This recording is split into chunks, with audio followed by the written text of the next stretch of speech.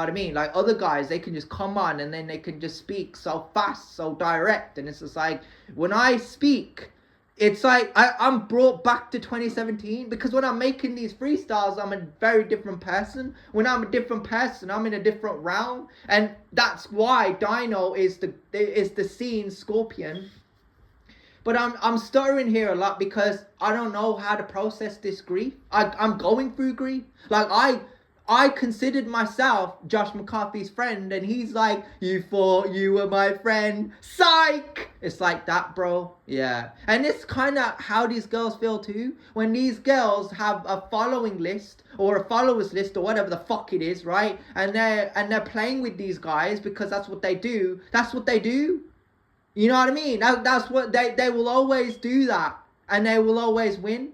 And to me, that's why I put the verse, how can Dino take you seriously when you're on your hands and knees for these bitches? And I specifically look back at myself back in the day, because I can't just violate Cads or Mark Burrows, Shay Taylor, or any of these other pricks. I have to look at myself, because no, I wouldn't say I was on my hands and knees for these bitches. I would say I kind of followed Emily Owen and she didn't follow me back, or Leah Francis, Sophie Wilson, Destina, Charlotta, you know, like there were a lot, right? And that there were more. But the point I'm trying to make here is like they come and go for some reason, but they're still there. They still use social media, right? But they're not there anymore.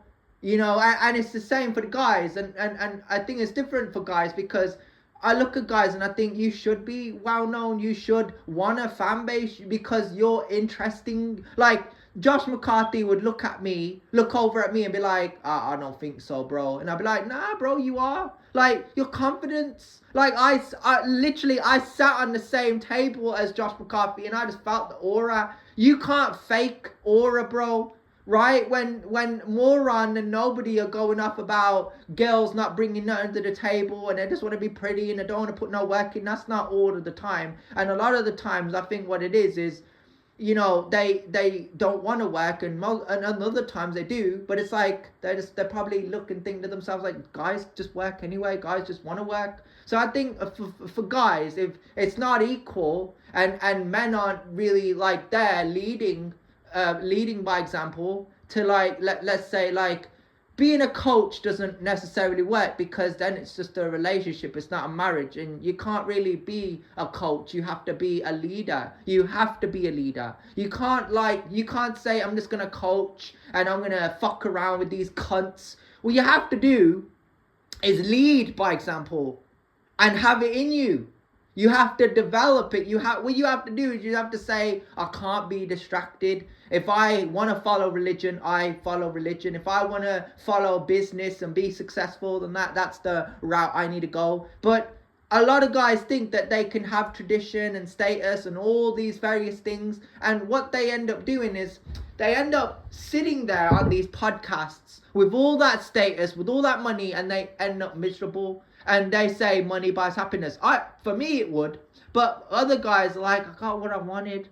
I broke the system. I did what I did. Like, what do I do now? Like, I can have any bitch I want in the world, but I don't. Like, I don't know where to go from here. And you know, it is what it is. Me personally, I listen and I think to myself, like, the patience from these guys. That's really the thing I take away, because I don't have patience. I wasn't born with patience. If I had patience, I would have studied hard from a young age in school and college, and I would have got a university degree, no questions asked. You know, like my parents would have been like, yeah, he's got a university degree. I didn't do well.